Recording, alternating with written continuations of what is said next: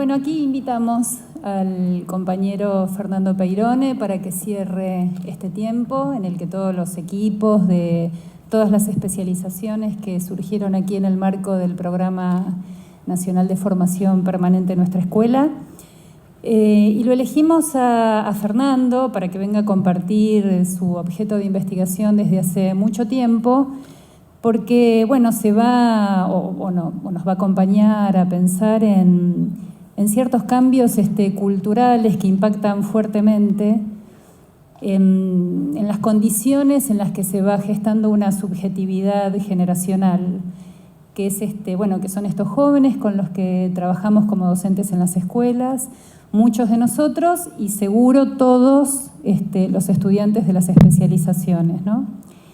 Y bueno, Fernando tiene un amplio recorrido que empezó siendo, socio fundador, ¿no, Fernando, de la Facultad Libre, que es, a mi criterio, una de las experiencias culturales e intelectuales más interesantes que se han dado aquí en nuestro país, y él estuvo allí desde el inicio.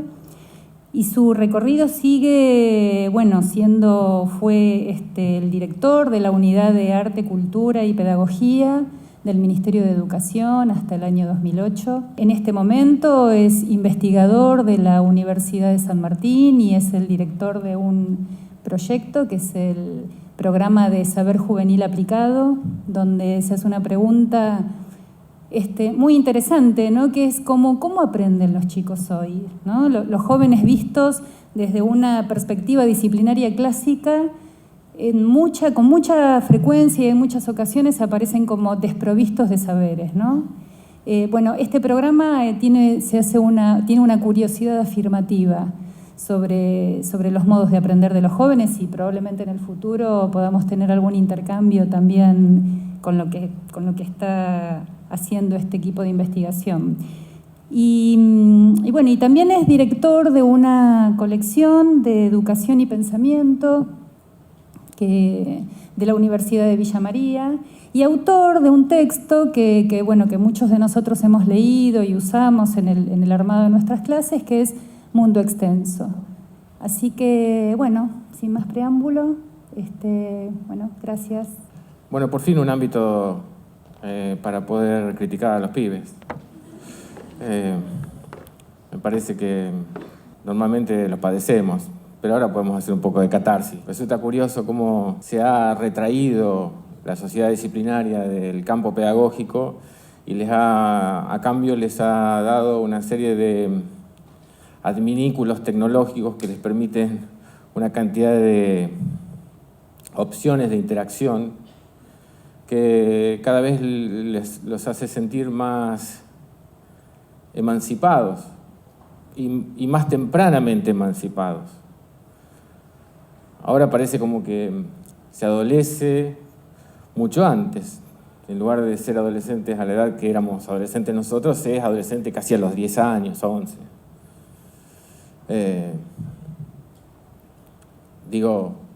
Hay comportamientos de pibes o pibas que antes se tenían a los 17, 18 y ahora se tienen a los 11.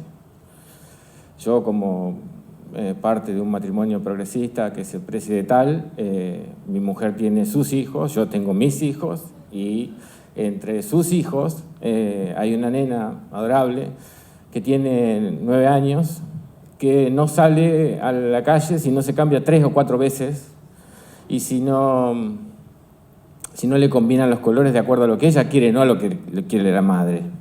Lo cual es un desplante que yo creo que en mi época se solucionaba con un sopapo pedagógico también, pero ahora es bastante más peleagudo. Bueno, digo esto un poco en broma. A mí me gustaría hablar en confianza, porque más o menos sé por lo que me ha contado Marcela, y aparte porque conozco a muchos de los que están acá. Somos colegas, somos compañeros de trabajo, tengo mucho respeto por muchos de los que están acá, los he leído, los he estudiado, somos compañeros de cátedra en algunos casos, entonces la verdad que me parece que da como para hablar con cierta confianza en algunas cosas, o como para dar por sentada algunas cosas.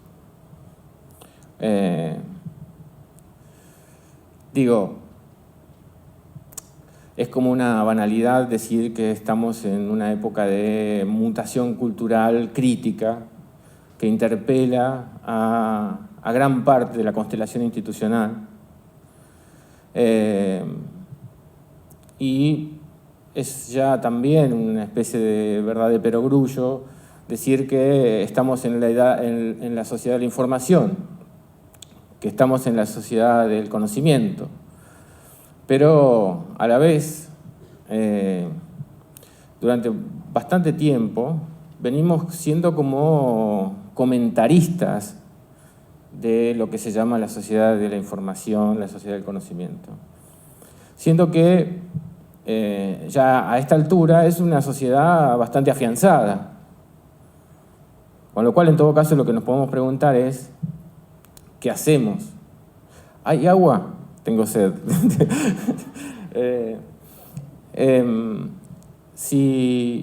¿Qué hacemos frente a esa sociedad? ¿No? Digo, esa sociedad que ya está instalada entre nosotros, que digamos, nosotros ya formamos parte de ella.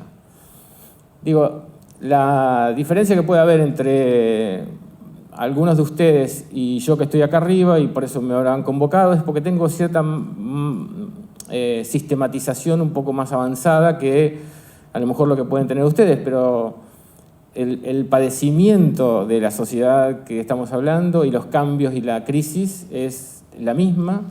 Yo mismo tengo un pensamiento que no está acabado, ¿no? Es una época donde los pronunciamientos y el ahondamiento en algunas cuestiones vinculadas a la sociedad de la información son como aproximaciones. En ningún caso cosas definitivas, ni las que pueda decir yo, ni las que puedan decir muchos autores. Entonces, por eso me parecía que estaba bien hacer como esta pequeña introito de decir que estamos en confianza como para hablar de algo que conocemos todos.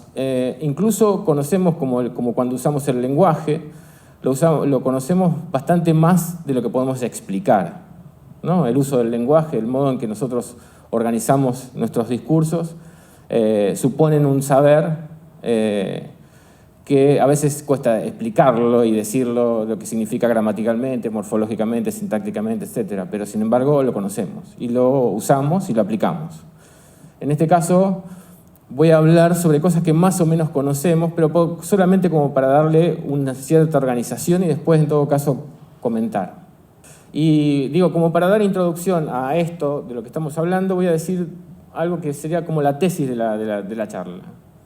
Y que es un poco también el origen del programa que comentaba recién Marcela, con quien tengo el gusto de compartir, porque es una colega y forma parte del programa de Saber Juvenil Aplicado de San Martín, que tenemos una tesis que pongo a consideración de ustedes, ¿no? La tesis sería que los pibes actualmente tienen un conocimiento y un saber que resulta fundamental para la interacción con la cultura actual, que resulta fundamental para la interacción con la sociedad del conocimiento.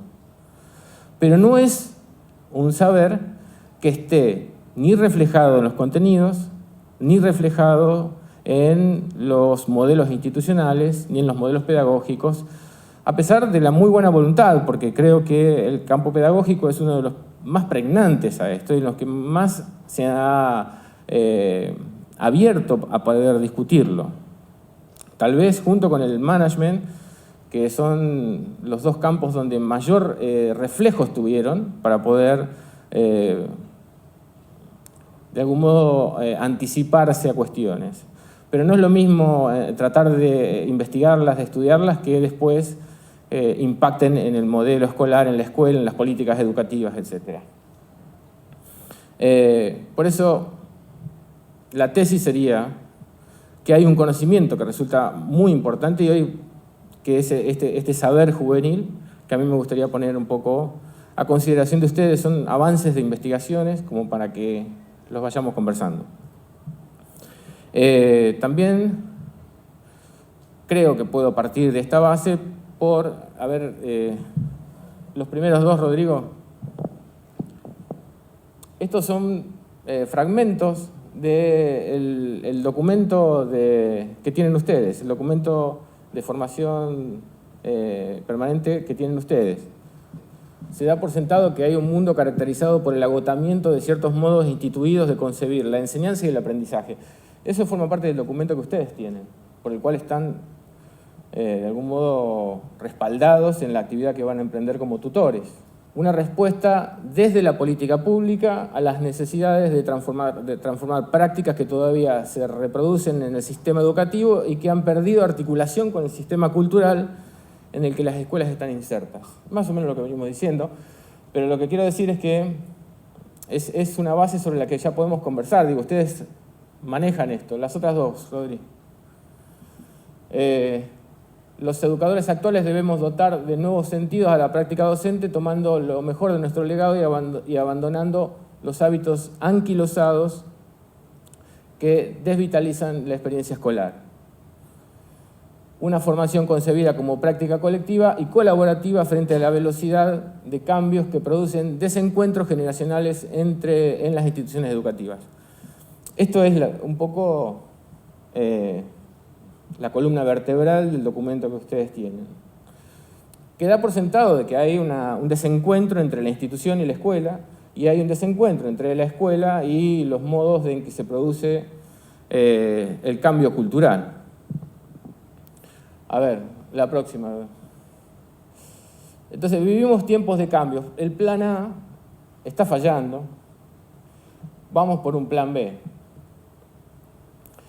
Son tiempos de rediseño conceptual, tiempos de desplazamientos.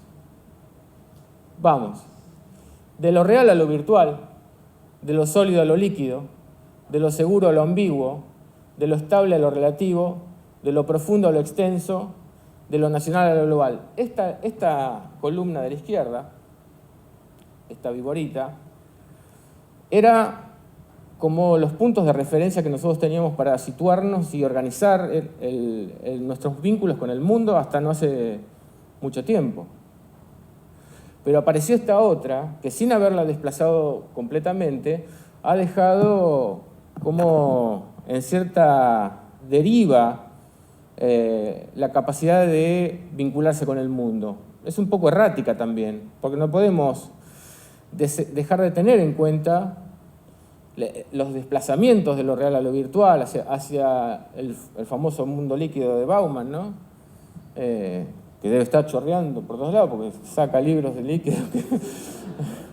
De lo seguro a lo ambiguo. Y bueno, estas columnas de la derecha están y empiezan a gravitar sobre los comportamientos que diariamente tenemos. Nosotros y nuestro entorno. Vamos con otra. Tiempo de desconexiones, de la discontinuidad experiencial, disfuncionalidad institucional, disyunción epistémica y dislocación subjetiva.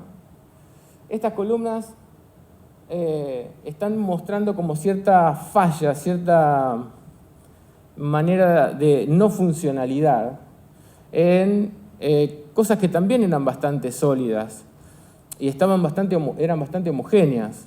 Me refiero a lo institucional, lo epistémico, lo subjetivo y lo experiencial. Les voy a leer algo de un libro que se llama Pulgarcita, de Michel Serres, que los recomiendo profundamente si no lo leyeron. Es un libro que tiene 60 páginas, sale 60 pesos, $1 por página, y la verdad que es realmente interesante, digo, por el modo en que plantea un epistemólogo o un historiador de la ciencia francés que tiene 87 años, pero que tal vez tenga una aproximación sobre los cambios de época mucho más adecuado que nosotros mismos, que somos mucho más cercanos, ¿no?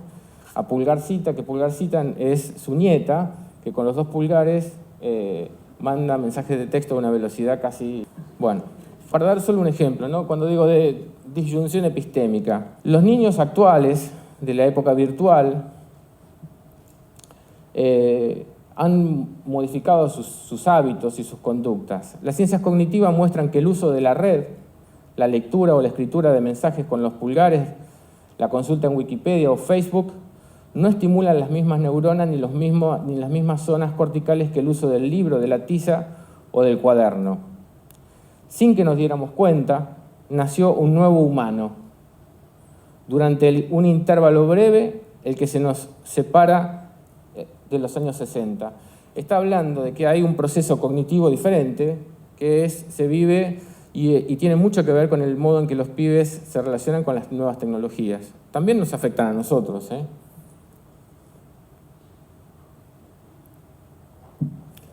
Pero así como podemos decir que hay una discontinuidad experiencial, también la hay institucional, también la hay epistémica y también la hay subjetiva.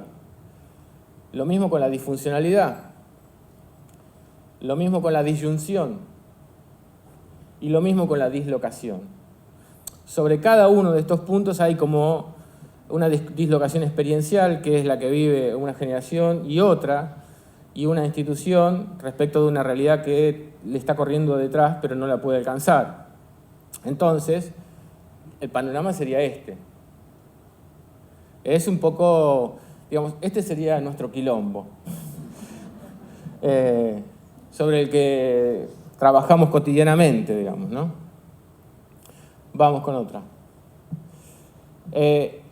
¿Cuáles son los efectos de la mutación cultural? Inestabilidad institucional,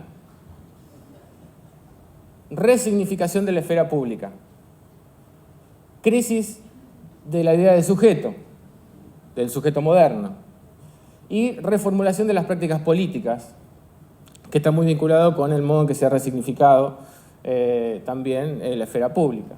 ¿Dónde se manifiesta la crisis institucional? Vamos a repasar.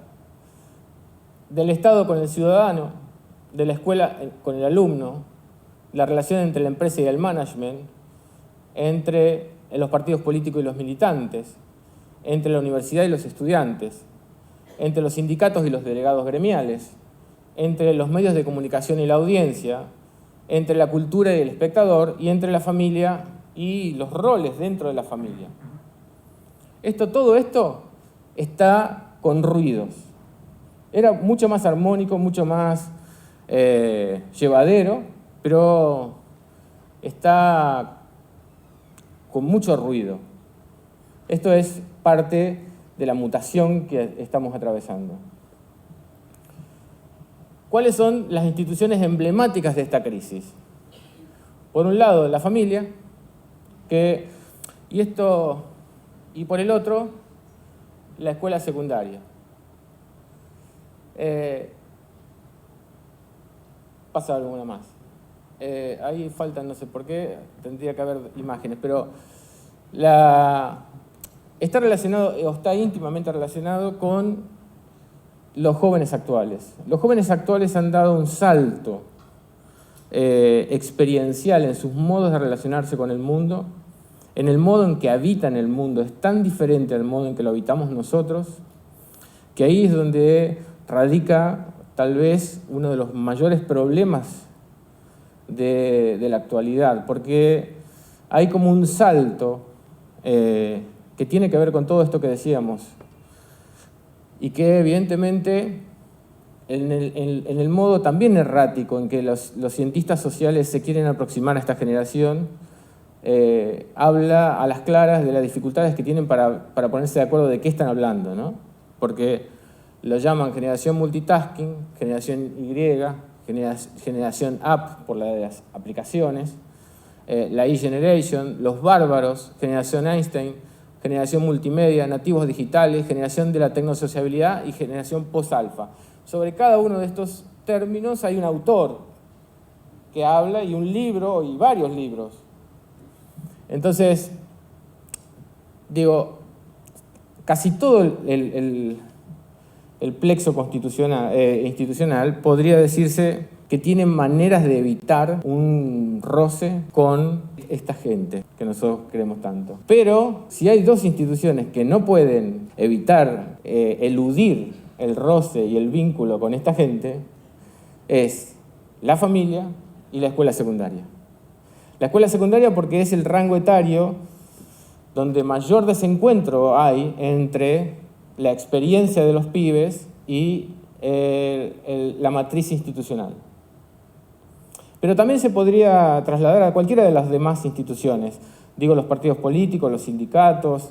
En general, las instituciones se las arreglan para eludir el roce, pero deberían tener el mismo grado de incomodidad que tienen, en este caso, la escuela y la familia frente a estos chicos que lo tienen que ver diariamente, cotidianamente. ¿Cómo son los adolescentes que ingresan a la escuela secundaria? Tienen una capacidad interactiva altamente desarrollada, competencias en el manejo instrumental de fuentes y datos simultáneos. Sobre cada una de estas cosas podemos volver después, si quieren, no hay problema, pero para no detenerme tanto, las vamos a mencionar. Inclinación a la convergencia cultural, tendencia a realizar síntesis y tomar atajos no convencionales, desprejuicios para la transversalidad y la innovación disciplinar, asimilación de profesiones invisibles que se apartan de las orientaciones reconocidas. Digo profesiones invisibles porque empiezan a ser demandados en el mercado laboral una serie de aptitudes y competencias que tienen los chicos pero que no están reconocidas académicamente, no forman parte ni siquiera de las ofertas académicas universitarias y podría ser, en el caso de que la universidad se avenga a generar estas ofertas académicas, podría ser una gran salida laboral para muchos chicos en el rango etario de mayor desempleo que tiene nuestro país y el mundo. Me refiero a los chicos que van entre 18 y 25, 27 años. Hábitos heterodoxos de consumo, apropiación, elaboración y producción cultural. Sobre esto vamos a entrar un poquito más en detalle. Actitud lúdica integrada al trabajo. Es muy lo que se llama gamificación, ¿no? Es como, para ellos es muy frecuente, muy habitual, integrar el juego al trabajo. Alta capacidad de improvisación, disposición a la recreación estética, lo que se llama remixado, afición por el intercambio y los aprendizajes remotos, producción de conocimiento asociativo, fragmentario, paralelo y no secuencial. Esto evidentemente da de bruces con la escuela. Habilidad para reconocer y ajustarse a cambios de patrones permanentes, como pasa habitualmente hoy en día. Resistencia al disciplinamiento y el conductismo. Relativización de la utilidad de los contenidos escolares y de los títulos habilitantes. Los chicos reniegan no solamente ya de los contenidos de la escuela, sino que dicen, ¿de qué me sirve? Me están preparando para una sociedad que dejó de existir. Voy a la escuela y entonces en realidad hago como una especie de vuelta retro durante 5 horas de mi vida a una época, a una cultura, a un modelo institucional que no tiene nada que ver con lo que vivo después que salgo de la escuela o antes de entrar en la escuela. Elevado nivel de ansiedad, los chicos tienen un elevado nivel de ansiedad y una concentración muy intermitente. Bueno, ¿cuáles son los problemas de la escuela frente a esos pibes? No son muchos, pero son potentes. Estos puntos que van a ver ahora, son más o menos consensuados con investigaciones del campo pedagógico que más o menos después de varios relevamientos de las problemáticas de la escuela se puede llegar más o menos a estos 4 o 5 puntos que van a ver ahora. Vamos. Otro. Tiene dificultades para enseñar satisfactoriamente lo que se propone. Pavada, ¿no? Para incorporar los nuevos modos del saber al esquema institucional. Para interesar a adolescentes que han desarrollado una forma divergente de estar en el mundo. Para interactuar con identidades dinámicas. Vamos a volver sobre eso. Y para acompañar los procesos de subjetivación actuales.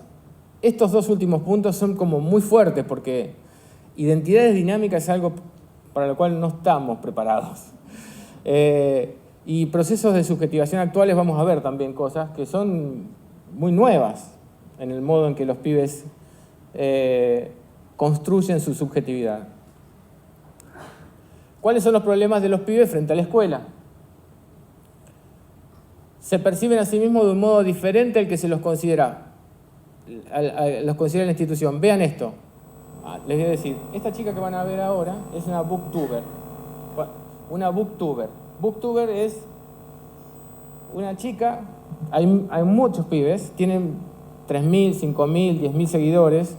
Son pibes que lo que hacen es leer y en lugar de hacer críticas literarias o escribir en blogs, qué sé yo, ponen el celular en el baño y se filman mientras la madre está cocinando y dice, leí este libro, y a partir de ahí se dispara 2.500, 5.000 pibes a comprar el libro.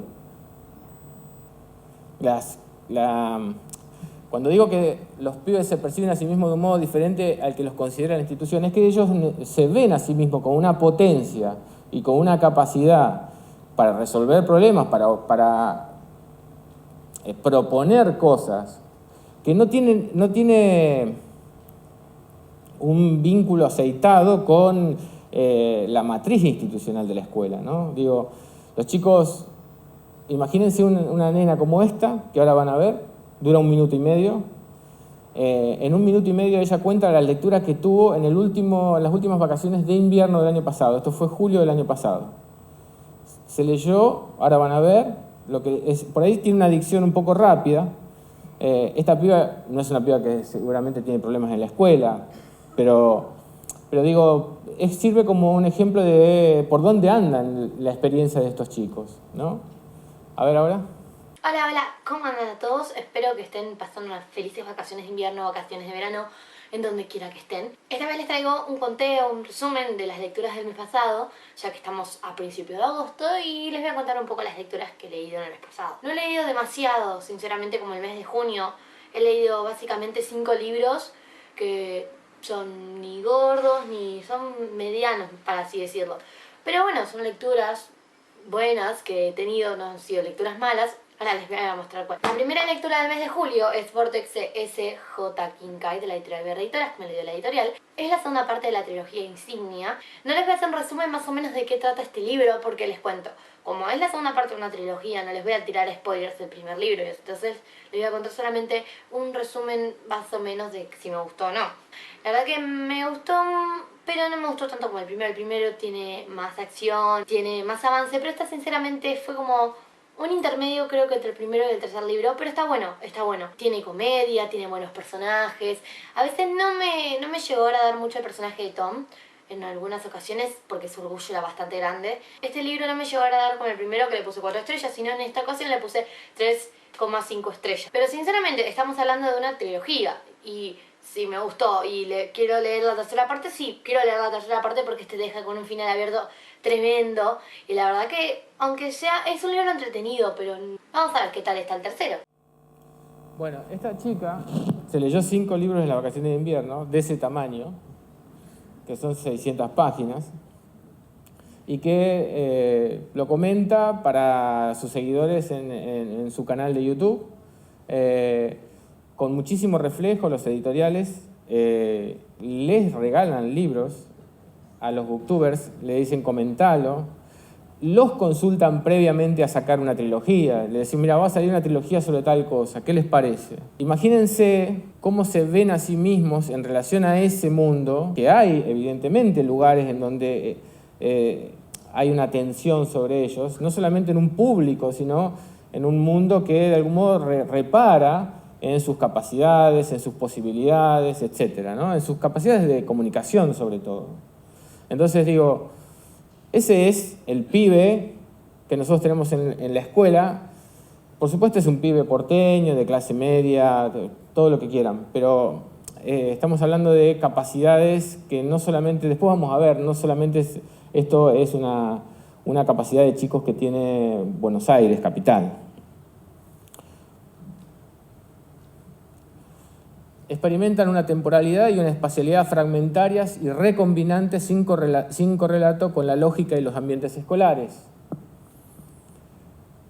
Se han desclasificado de los estándares interpretativos, o sea, los modos en que se los interpreta son antiguos, se aplica patrones de medida, patrones de interpretación que no tienen nada que ver con lo que es la vida que ellos tienen. Entonces, no son evaluados adecuadamente. No disponen de modelos vivos que les sirvan de referencia para afrontar los requerimientos de la sociedad conexionista. Quiero decir, no tienen modelos vivos, quiero decir, la experiencia que vivimos nosotros, que podemos ser sus tíos, sus padres, sus abuelos, etc., no les sirve de referencia. No tienen un modelo vivo sobre el cual puedan organizar su experiencia y verse reflejado, tomar como referencia. En algunos aspectos sí, pero son cada vez más acotados, porque lo que ellos viven tienen una lógica relacional completamente diferente a la nuestra, una lógica interactiva completamente diferente a la nuestra, y empiezan a pensar con una cabeza completamente diferente, como lo decía Serres, digamos, hay hasta incluso hay procesos cognitivos diferentes. Se ven empujados a construir su propia lógica relacional, por lo tanto. Participan de una nueva esfera pública que interpela la vigencia y la funcionalidad del plexo institucional. Transitan una experiencia cognitiva divergente. Producen saberes fundamentales para la interacción de su mundo, lo que decíamos al principio, ¿no? Y el futuro común, el futuro de todos, que no son tenidos en cuenta por las instituciones. Interactúan en red y en una multiculturalidad cosmopolita. Es muy común, hay muchos hijos de ustedes que juegan al ajedrez con pibes que están en otras partes del mundo, que juegan jueguitos de videojuegos u online, con pibes y tienen como una especie de convergencia lingüística incluso, donde se pueden entender, a veces aprenden idioma mucho más rápido que lo que les puede enseñar la escuela y lo aplican de una manera mucho más rápida también. Estamos hablando de pibes que pueden llegar a tener una gran capacidad conectiva, pero cada vez más, digamos, lo que estamos hablando es también la posibilidad de adelantarnos en el tiempo, ¿no? Porque, digamos, lo que hoy es 4G, que la utilizan en Barrio Norte y en San Isidro, 5 años más y va a estar extendido en todo el país y en todo el mundo. Y el 4G va a ser una posibilidad que vamos a tener en el celular todos. ¿Y qué quiere decir eso? Una posibilidad de conexión rápida para ver lo que sea, programas de televisión, películas, Netflix, etc., ¿no? Digo, no lo tomemos como una cosa que nos está pasando ya, sino que hay algunas cosas que están pasando que pueden ser el inicio o el anuncio o el proyectivo de lo que va a pasar más adelante en muchos lugares y aún en los más apartados del país. Vamos con otra. ¿Cuál es la causa del desencuentro? Los jóvenes han desarrollado una forma divergente de habitar el mundo, ¿no? Eso es lo que veníamos diciendo. Vamos. Participan de la construcción colaborativa de una cosmovisión emergente. ¿Qué pasa con esto? Hay muchos términos, muchos conceptos, muchos significantes maltrechos que los toman y los resignifican. Entonces ya no es lo mismo lo que para nosotros significan las palabras que vamos a ver ahí, que en sí mismo son muchas cosas, que lo que significan para ellos. La familia, la amistad, el aprendizaje, la pareja, el dinero, la identidad, la intimidad, la política, la idea de autor, la idea del futuro, la crianza de los hijos, el ocio, la educación, el conocimiento, el contrato social, la formación profesionalizante y la naturaleza. Los chicos, sobre cada una de estas cosas, están empezando a construir dándole un nuevo significado. Son significantes que para nosotros tuvieron un significado y que ellos están colaborativamente dándole otro contenido. ¿Cuál es su rasgo distintivo? La tecnosociabilidad.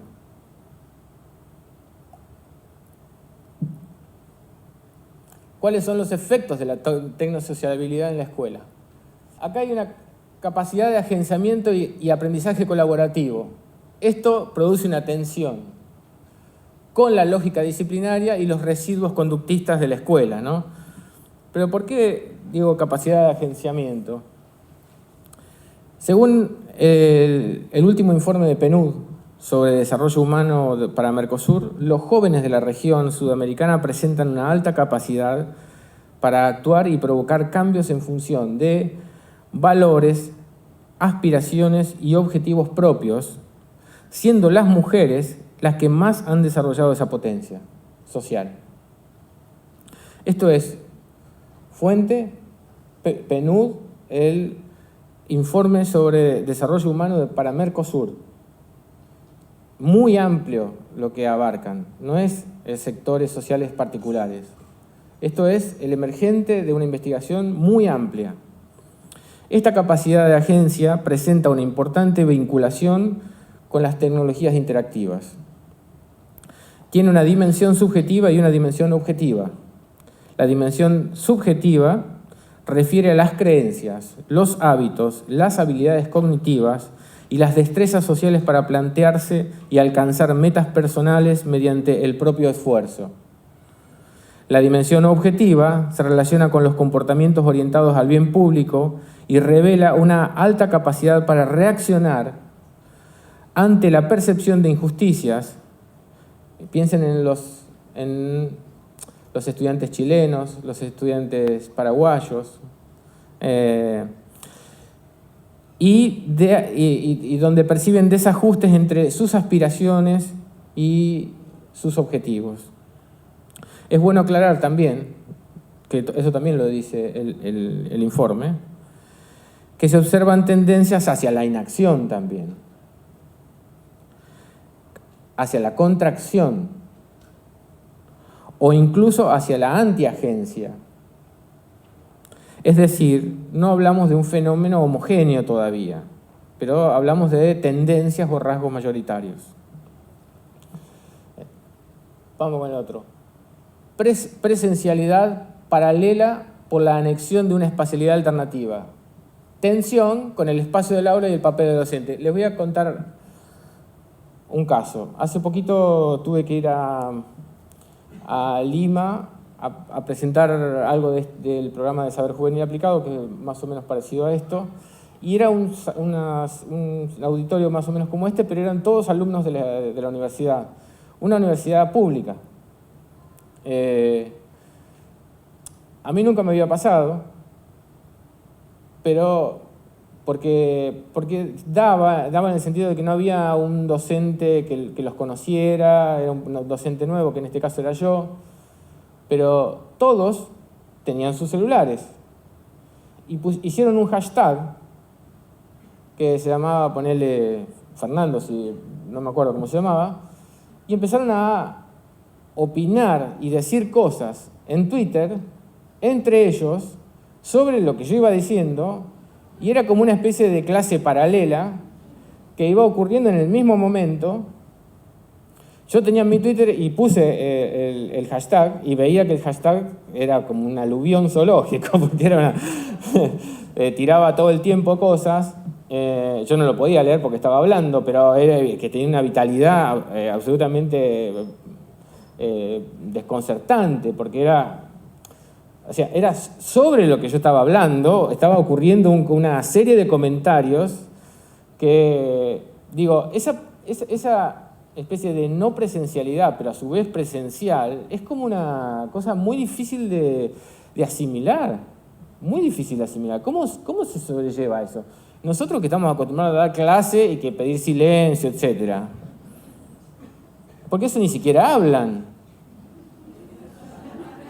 Ni siquiera hablan, ni siquiera están haciendo ruido o decir callate. No, pero la vida que tenía el hashtag era increíble. Entonces, después, por suerte, me quedó el hashtag y pude ver todo lo que habían puesto. Y era sumamente interesante cada intervención. Eran intervenciones, daban para conversar, para discutir, pero entre ellos discutían y conversaban. Y podrían decir, y este papa frita, mira las pelotudeces que dice, también podía, porque todo eso era entre ellos. ¿No? Digo, es muy es algo que todavía no tenemos asimilado. Incorporación de identidades dinámicas al ámbito escolar como parte de una nueva gramática relacional. Tensiona con el principio de identidad y de no contradicción. El principio de no contradicción es uno de los principios más acendrados de la cultura occidental. Se remonta a Aristóteles, a la metafísica, y tal vez uno podría afiliar muchas de las grandes tragedias que ha tenido Occidente con ese principio como organizador de sentido. Porque el principio de no contradicción es que A puede ser igual a B, puede ser distinto a B, pero A no puede ser a la vez A y no A. O sea, uno puede ser blanco o negro, puede ser bueno o malo, puede mentir o decir la verdad, pero nunca las dos cosas a la vez. Nunca puede ser dos cosas a la vez. Entonces, en esa cosa cuasi fundamentalista está también un proyecto hay una cosmovisión detrás de eso, por supuesto, y hay una manera de organizar el sentido, de decir culpable, inocente, de decir bueno o malo, de decir negro o blanco. Y en la vida de estos chicos, las identidades dinámicas es muy interesante porque así como cambian su foto de perfil, su nick o su manera de presentarse en el WhatsApp, están dando por sentado que la personalidad o la característica personal, si quieren, no es siempre la misma. Cambia y se puede contradecir. Y hoy puede ser hincha de una cosa y mañana de otra. Y eso es muy interesante porque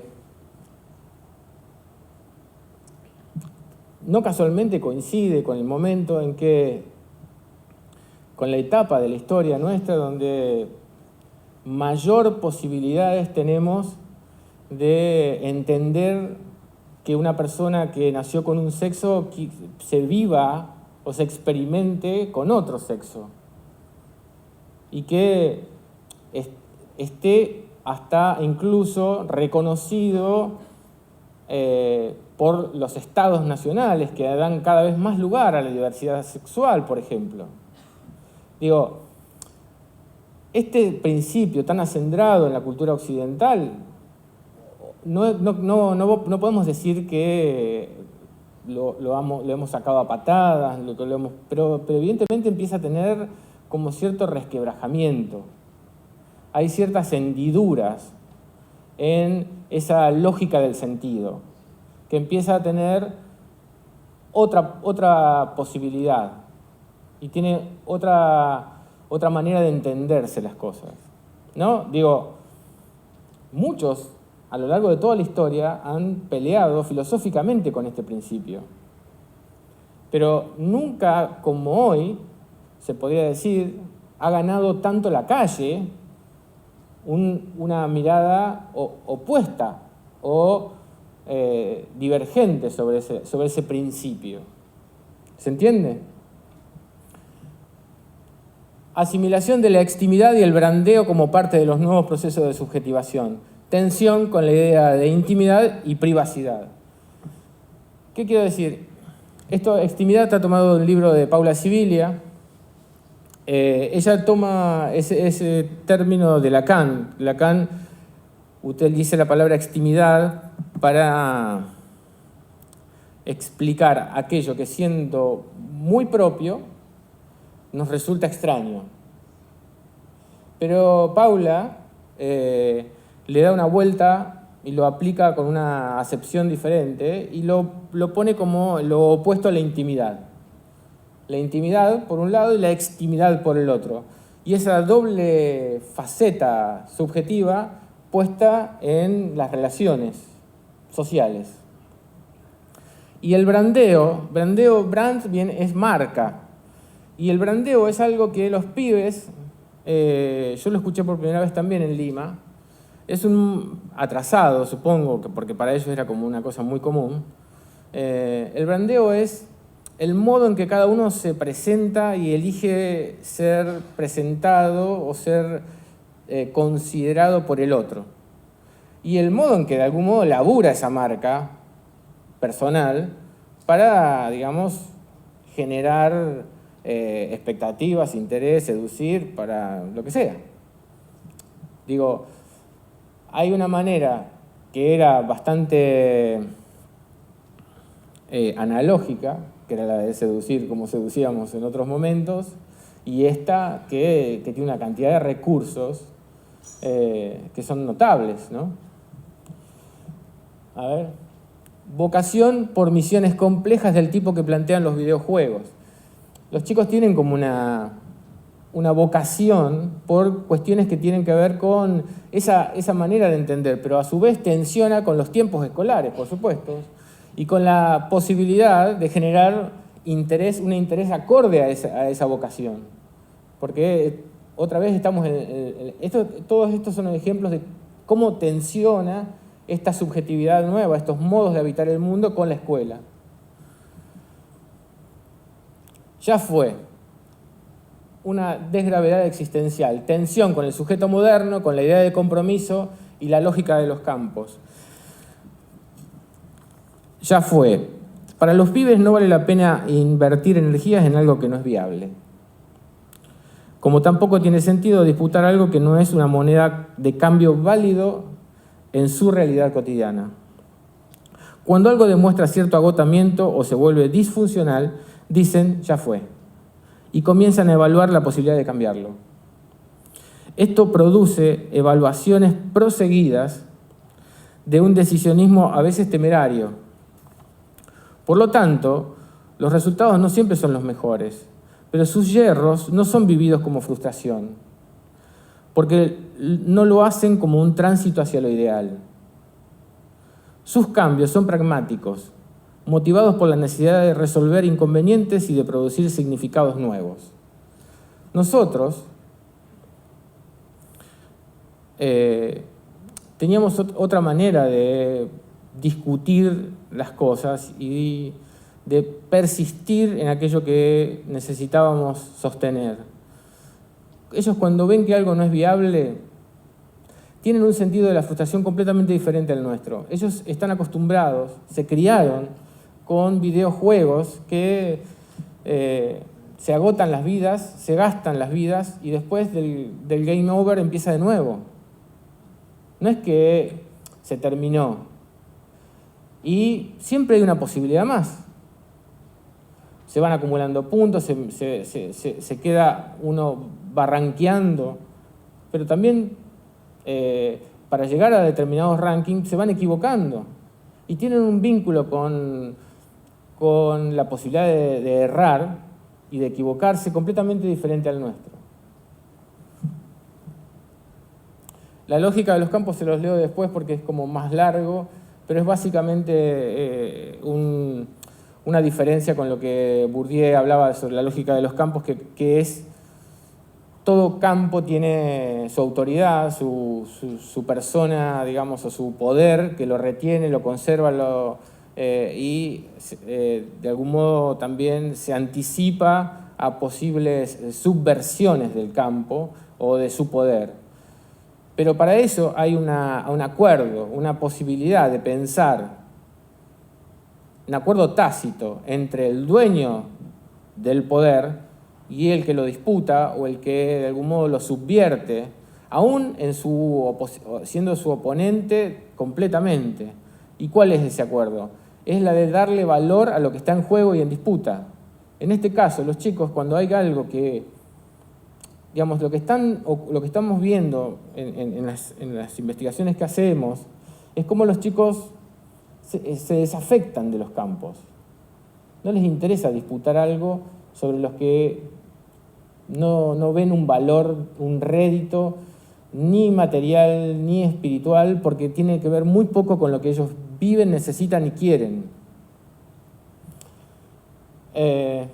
Un giro metalingüístico convergente y visual que no se subordina a lo verbal. Digo, acá es una tensión con la racionalidad del logos y sus modos deliberativos. Hay un pensamiento, un modo convergente donde lo visual es muy fuerte y ahí hay un lenguaje también. Y hay una manera de comunicarse, una manera de entenderse que tiene que ver con la lógica de los videojuegos, pero también con la lógica de los videoclips y con cierta convergencia de lenguajes que lo manejan, se comunican, se entienden y no apelan a lo verbal.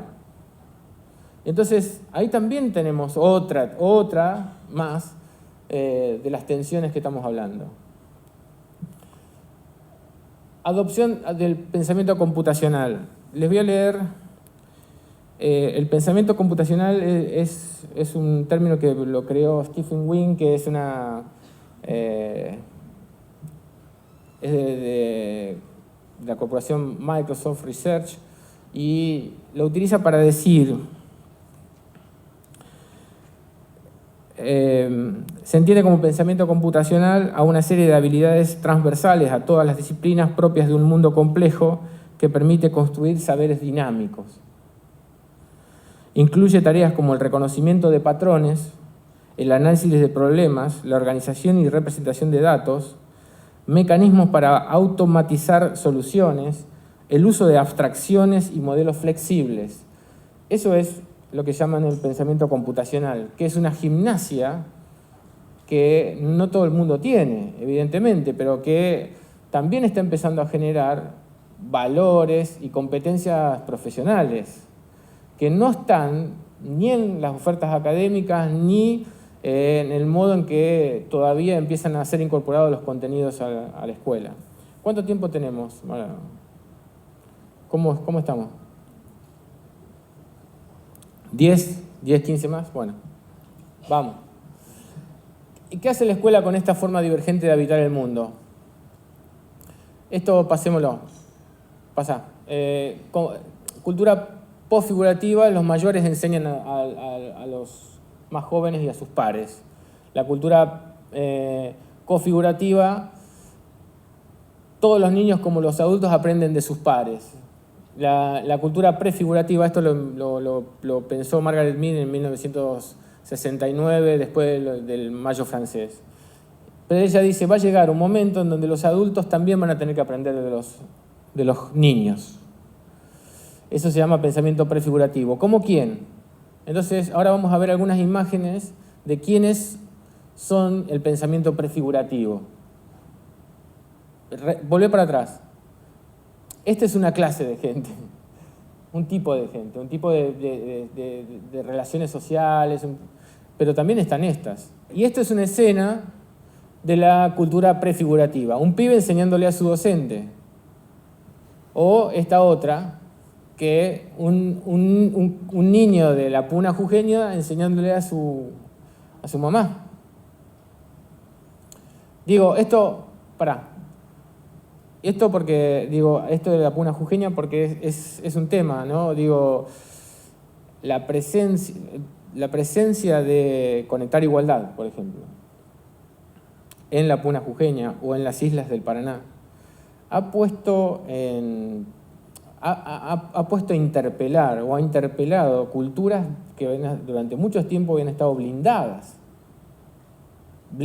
completamente, pero que aparecen modelos de varones, modelos de mujeres, modelos de relaciones familiares, que sin ser interpelaciones directas, son presencias que empiezan a generar la posibilidad de nuevos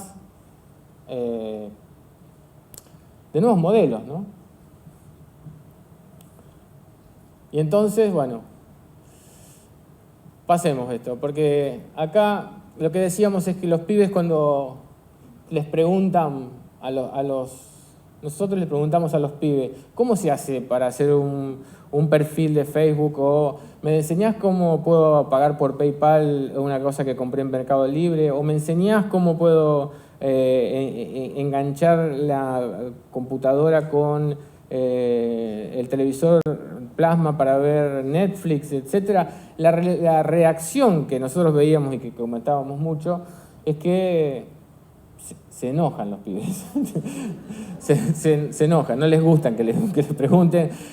Pero pibes que son amables, son amorosos, son cariñosos, pero que cuando les preguntan algo así parece que no sé, algo pasa que es raro, ¿no? Entonces,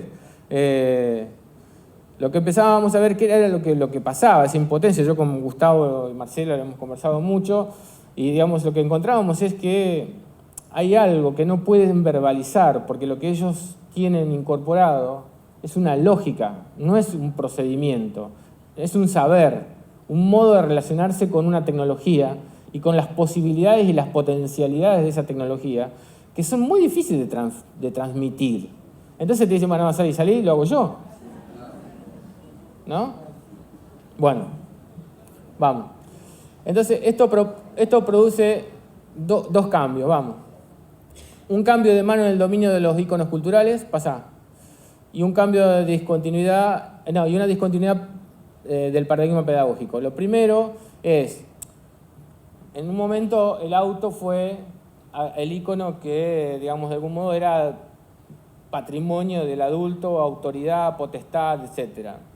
Cuando apareció el control remoto y el televisor, el control remoto ya empezó a horizontalizar la cosa y el televisor ya no era del papá. El control remoto podía ser un obstáculo a sortear por todo el mundo porque todos tenían que... Pero todos lo manejaban. Entonces los iconos culturales, que de algún modo fueron fuertes en algún momento, como el automóvil, el control remoto, ahora el icono cultural, que de algún modo contiene esa posibilidad, esa potencia simbólica, es el celular, con sus millones de aplicaciones. Y hay una discontinuidad del paradigma pedagógico. Las condiciones de posibilidad de saber de los jóvenes alteran la episteme vigente y desestabiliza la pedagogía clásica. Bueno, el conocimiento que se incorpora caduca más rápido que las reformas curriculares. Los adultos no saben sobrellevar su vulnerabilidad enciclopédica. Los jóvenes no pueden hacer comprensible esto que decíamos recién, ¿no? Y el último, hay una verdadera y traumática intraductibilidad de los sistemas cognitivos e interpretativos, de estos dos, ¿no? ¿Y cómo funciona esa lógica cognitiva? Les permite a los pibes reconocer patrones de sistemas dinámicos a través de complejos procesos de inferencia, realizar visiones generales mediante aproximaciones heurísticas, desarrollar conocimiento y competencias en la acción con una parte importante de sus procesos de subjetivación y trascender lo personal para abordar, esto es muy importante, trascender lo personal para abordar conocimientos que no pueden dominar individualmente y que requieren de una capacidad cognitiva colectiva. Esto es nuevo, pero muy nuevo. Es, digamos, la asociación colaborativa para resolver cosas que no lo pueden resolver de a uno. Entonces se generan foros permanentemente, intercambian opiniones y resuelven cosas que solos no pueden.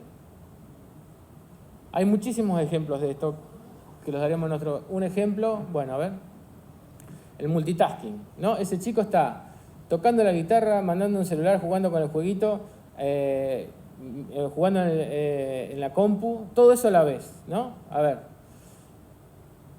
desde el punto de vista de los jóvenes, vean esa película si pueden, Joven y Alocada, extraordinaria, película chilena, buenísima. Esta es la escena principal, así amanece un grupo de pibes a la mañana. Desde el punto de vista de los jóvenes, donde la memoria y el conocimiento enciclopédico tienen un valor relativo, pero donde la velocidad y la economía del tiempo adquieren un valor principal, la multitarea es un recurso eficaz para administrar metas abiertas e interrelacionadas, para realizar procesamientos paralelos tendientes a la consecución de objetivos mediante trayectorias no lineales ni secuenciadas. Puede parecer un poco, pero se entiende, digo, les permite hacer cosas que por el camino secuencial y el procedimiento lógico no se consiguen. pero evaluado desde la cultura de la profundidad, los resultados son deficitarios y colisionan con los procesos regulados, escalonados y acumulativos de la pedagogía clásica. Son dos lógicas fundadas en prácticas vitales diferentes. Son dos máquinas de producir sentido. Son dos modos de estar en el mundo habitando la misma escuela. Y entonces, bueno, eso es lo que tenemos que resolver. Lo que quería era presentarles un poco algunos avances de una investigación y un estado del arte de las problemáticas que nos afectan cotidianamente. Mucho más a ustedes que van a ser tutores de docentes que trabajan con estos pibes. Que estos pibes, por más que parezcan... Porque el primer impulso que podemos llegar a tener, el primer reflejo que tenemos es de decir, estos chicos... Este tipo de problemáticas, estas cosas las viven solamente chicos que están en Buenos Aires o en las grandes urbes argentinas o en los países más desarrollados. Efectivamente hay algunas cosas que sí, pero hay otras que no. Y la tendencia es que cada vez se haga más extensivo y que las posibilidades conectivas sean cada vez mayores. Por eso la idea era presentar esto casi también como... un panorama proyectivo, digamos, todo lo que de algún modo estamos empezando a tener que hacernos cargo como una sociedad del conocimiento ya instalada.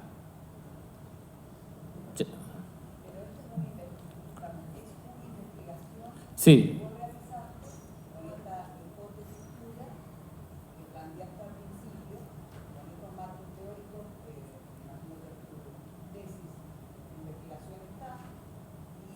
Esto forma parte de una investigación conjunta de un equipo de gente que trabaja en el programa de Saber Juvenil Aplicado. Sí, arrancamos con una idea que fue mutando, porque originalmente estábamos como bastante apegados a la idea de lo prefigurativo de Margaret Mead. Nos llamaba la atención porque ella decía, en algún momento va a llegar un momento en el que los jóvenes van a tener mucho más para enseñar que los adultos a ellos. Entonces nos parecía que ese momento ya había llegado y que ese momento era el momento y que el momento que había llegado era el momento de escucharlos, a ver qué tienen para decir, qué tienen para enseñar. Pero también nos dimos cuenta que en el momento que pensábamos qué nos pueden enseñar, ellos tienen esa dificultad para transmitir qué es lo que pueden enseñar, porque es un saber, es una lógica y no verbalizada, no conceptualizada. Nosotros somos los encargados, en todo caso, de empezar a pensar cómo conceptualizar esto, cómo pensar a verlo, digamos, traducido en un modelo pedagógico, traducido en un modelo escolar. Hay intentos en el mundo entero de hacer cosas así. Pero bueno, la escuela secundaria en general es un problema mundial. Por supuesto, hay problemáticas que se niegan, quiero decir. Inés Dussel nos contaba que en México el problema no aparece como problema porque todo lo que va quedando afuera de la escuela, porque la escuela lo excluye, no es un problema. Es parte de la lógica de la sociedad mexicana, digamos. Entonces el que no accede y el que se queda afuera, se queda afuera.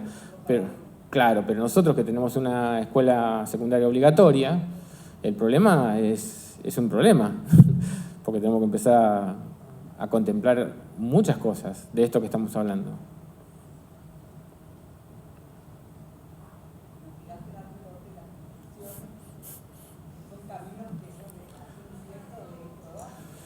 Dice que, voy a ver si puedo traducir, que yo tiré la pelota y ahí están dando la pelota, pero hay que ver qué se puede hacer con eso. El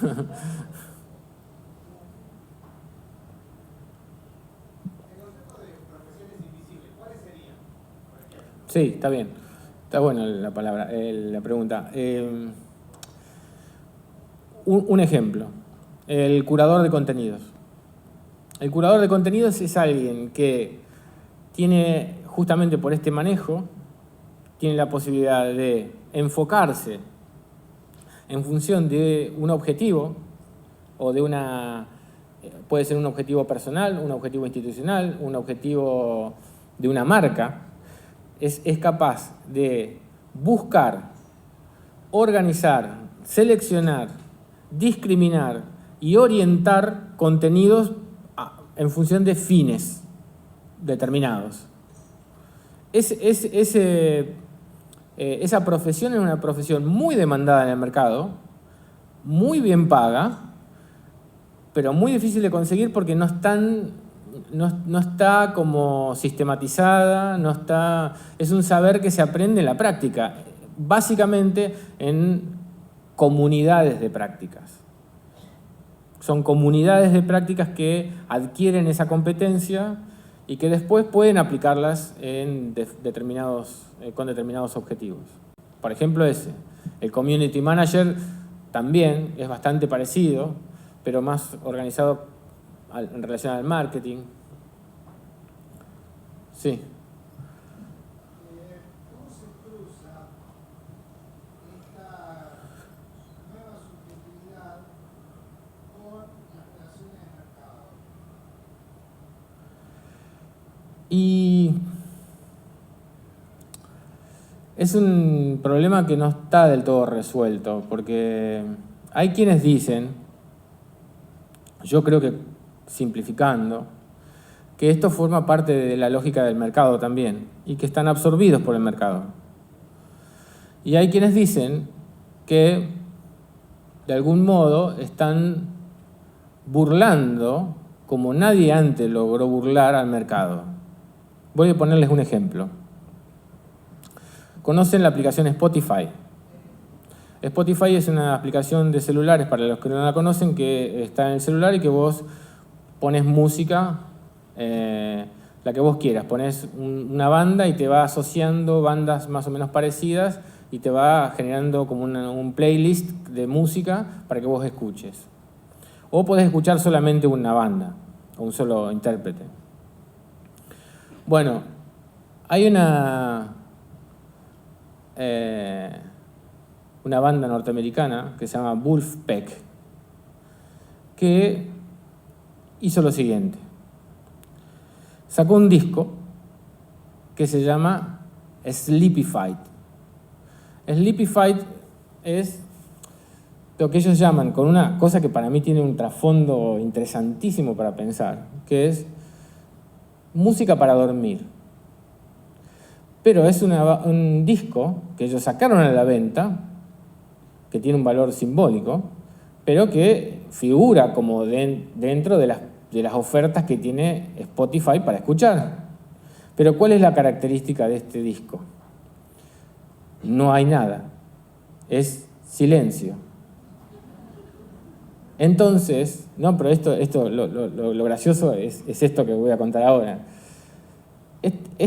Esta banda, todas las bandas tienen un arreglo con Spotify que por la cantidad de veces que lo escucha la gente, Spotify les tiene que pagar un derecho a ellos. Entonces, ¿qué hacen la banda esta? Hace un arreglo con sus fans, que son miles y miles, y le dicen, pongan esto en continuo para dormir. Y duerman con nuestra música acompañándolos. ¿Qué música es? Nada, silencio. Pero lo que están juntando en plata es impresionante. ¿Y qué hacen con esa plata? Recitales gratis. Ellos cobran. Y ahí, claro, por supuesto. Sí, por supuesto. Aparte es una...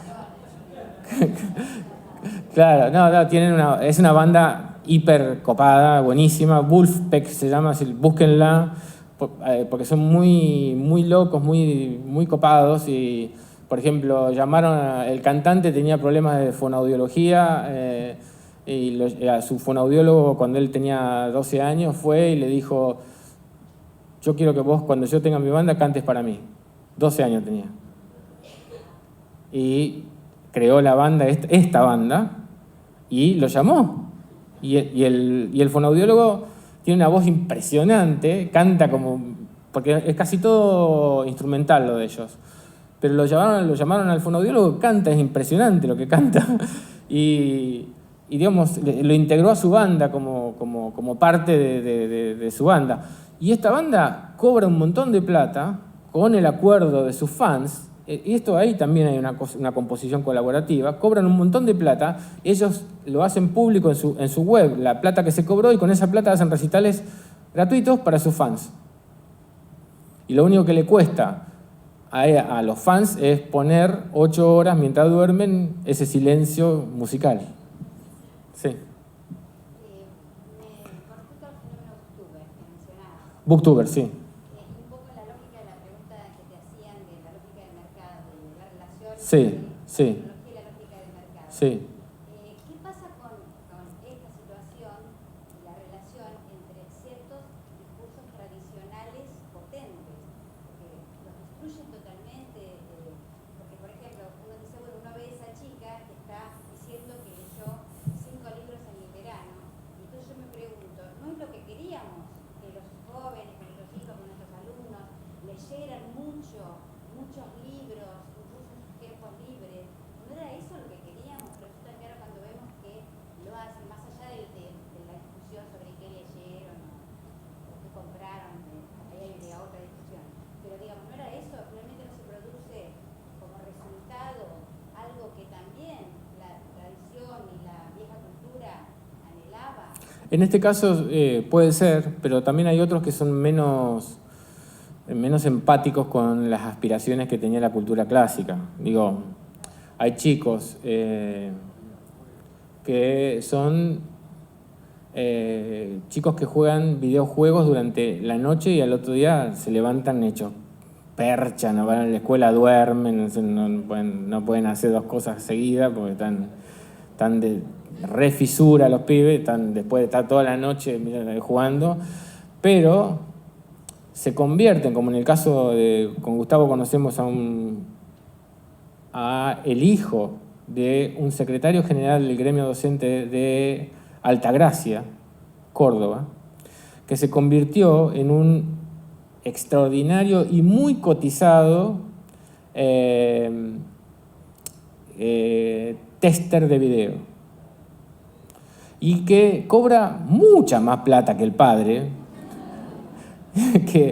mucha más plata que el padre, y con una tarea que no está reconocida por nadie. Es tester de videojuegos. Le pagan en dólares mucha plata, y no tiene, digamos, un reconocimiento y no es tan empático con a lo mejor las aspiraciones que podíamos tener cuando queríamos que nuestros pibes lean. Pero este pibe ha desarrollado una profesión.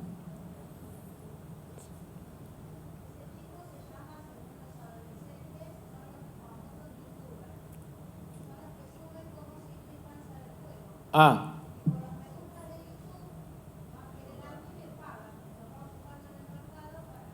Sí. Bueno, ¿está bien? Bueno.